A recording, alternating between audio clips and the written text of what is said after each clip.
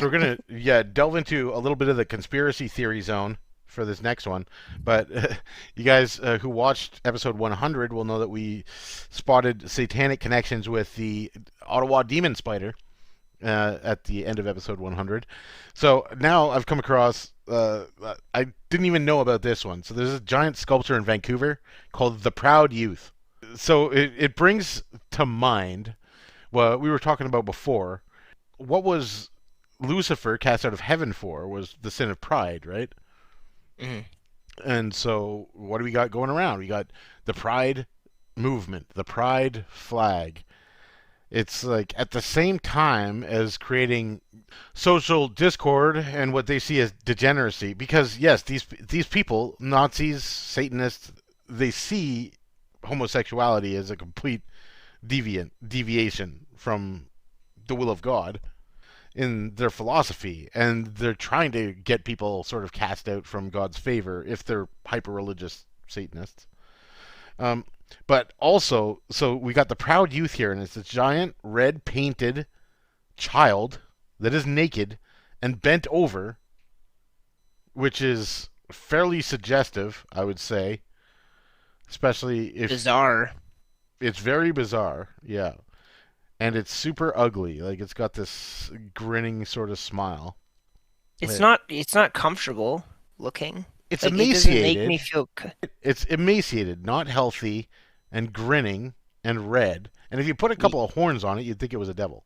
Really, you know what it reminds me of is those two red babies that Balenciaga fashion designer was holding. it Like what's with does. the red babies, the red kids? Well, I don't know, that's just where my brain goes right away, right? That's why this kind of caught our eye. yeah. So, and it makes me wonder because I don't know, but I wonder if the red painting is either suggestive of human sacrifice, right, or suggestive of baptism in blood, something like that. So it could be either one of those. But we do have some information that maybe it is suggestive of human sacrifice. But first, we're going to go to this is right off of Yelp. There was a really great review of this. First off, it only has 2 reviews and 1 star. No, nobody's coming here giving it a good review. But okay, so Nancy H from Vancouver says, "I've said it before, but it bears repeating. Art is subjective.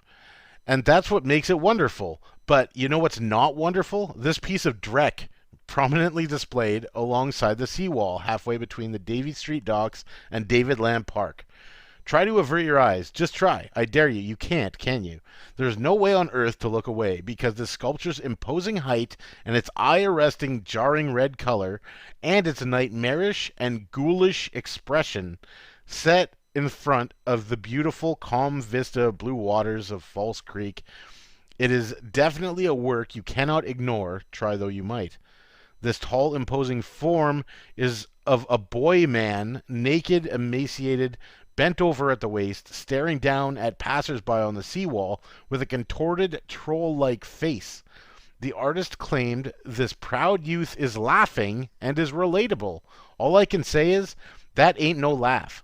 I've polled over 50 friends and family members, and without exception, no one I know thinks this humanoid form is jolly or relatable in any way. Comments I've gotten are creepy, nightmarish, scary, and most commonly ugly.